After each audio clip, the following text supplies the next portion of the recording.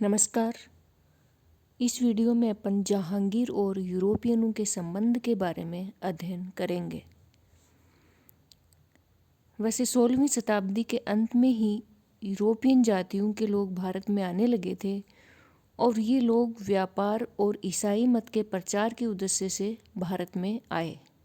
फिर अपन देखें तो 17वीं शताब्दी के प्रारंभ तक भारत में व्यापार करने के उद्देश्य से 3 प्रमुख यूरोपीय जातियां, जिनमें है पुर्तगाली, डच और अंग्रेज, ये भारत में आ चुके थे और ये सभी भारत में अपने व्यापार का विकास करना चाहते थे। इस उद्देश्य से इन सभी ने मुगल बादशाहों से व्यापारिक सहूलियतें प्राप्त करने का प्रयास किया। इसी क्रम में मुगल सम्राट जहांगीर को भी पुर्तगालियों, जेसुइट पादरियों और अंग्रेज व्यापारियों से अपने संबंध सुनिश्चित करने पड़े। तो पहले अपन देखेंगे कि पुर्तगालियों से जहांगीर के क्या संबंध रहे। तो वास्को डी गामा की भारत यात्रा के साथ ही पुर्तगाली और भारत का संबंध स्थापित हो चुका था। फिर धीरे धीरे पुर्तगालियों ने भारत के विभिन्न भागों में अपने व्यापारिक केंद्र स्थापित कर लिए और गोवा इनकी शक्ति का प्रमुख केंद्र था। समुद्री व्यापार पर पुर्तगालियों का एकाधिकार स्थापित हो चुका था, परंतु 16वीं शताब्दी के उत्तरार्ध यानी 1550 से 1600 ईस्वी का जो काल है उसमें और 17वीं शताब्दी के पूर्वार्ध यानी 1601 से 1650 इस दौरान पुर्तगालियों की सत्ता क्षीण पड़ने लगी और उन्हें डच और अंग्रेज व्यापारियों की प्रतिस्पर्धा का सामना करना पड़ा। तो वैसे पुर्तगालियों की जो धार्मिक असहिष्णुता की जो नीति थी और उनके जो अत्याचारी व्यवहार थे उससे उनकी जनप्रियता भी दिन प्रतिदिन घटती जा रही थी। फिर मुगल सम्राट जहांगीर ने अपनी नौसैनिक दुर्बलता को देखकर पुर्तगालियों से मधुर संबंध बनाए रखने का निश्चय किया और इस उद्देश्य से उन्होंने 1607 और 1610 ईस्वी में 2 मिशन गोवा भेजे।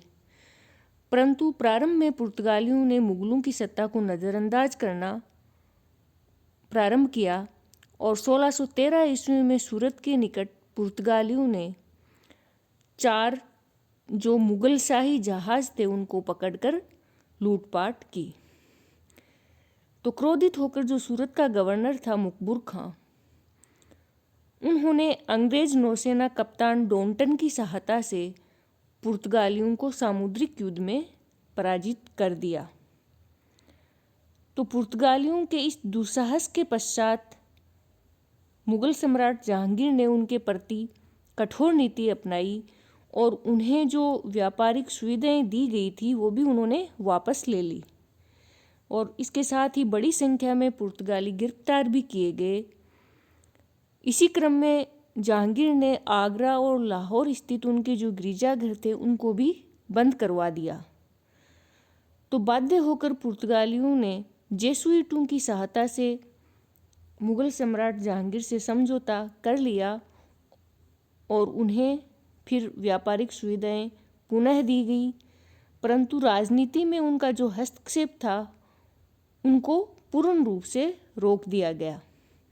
इसलिए जब शाहजहां ने अपने विद्रोह के समय पुर्तगालियों से सहायता मांगी थी तो शाहजहां को सहायता नहीं मिल सकी।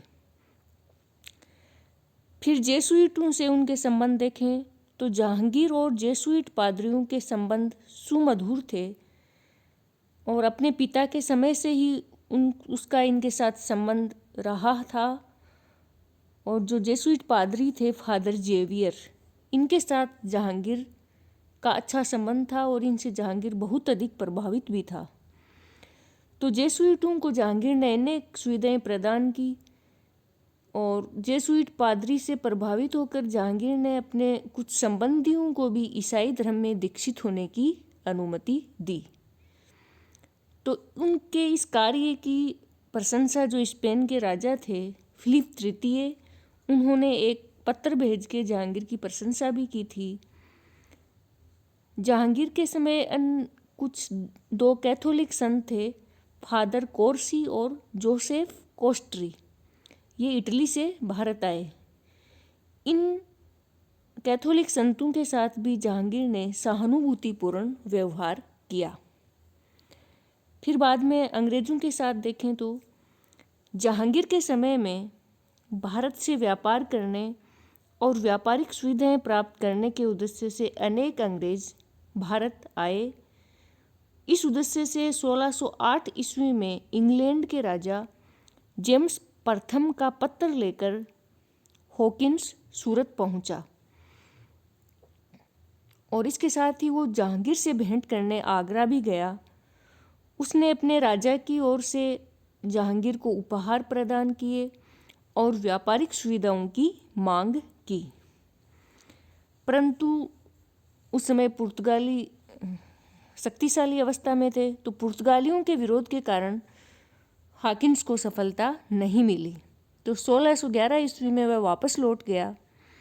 फिर पुनः 1612 ईस्वी में पॉल कैनिंग तथा तत्पश्चात 1615 ईस्वी में एडवर्ड राजदूत के रूप में व्यापारिक सुविधाएं प्राप्त करने हेतु भारत आए, परंतु उन्हें भी सफलता नहीं मिली।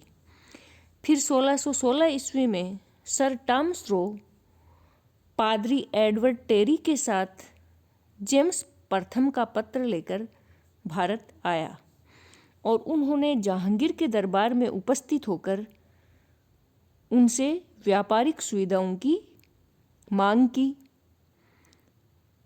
उसने आसफ खां और नूरजहां को अपने पक्ष में मिलाकर सूरत में कोठी खोलने एवं स्वतंत्र व्यापार करने की अनुमति प्राप्त कर ली। तो मुगलों ने अंग्रेजों की सुरक्षा का उत्तरदायित्व अपने ऊपर ले लिया। तो इस समय से अंग्रेज भारत में अपनी व्यापारिक और राजनीतिक गतिविधियां दिन प्रतिदिन बढ़ाते गए और उनका प्रभुत्व बढ़ता गया। फिर अपन देखें तो अंततः मुगलों को अंग्रेजों ने ही सत्ता से पदच्युत कर दिया था और उन्होंने भारत में ब्रिटिश शासन की स्थापना की थी।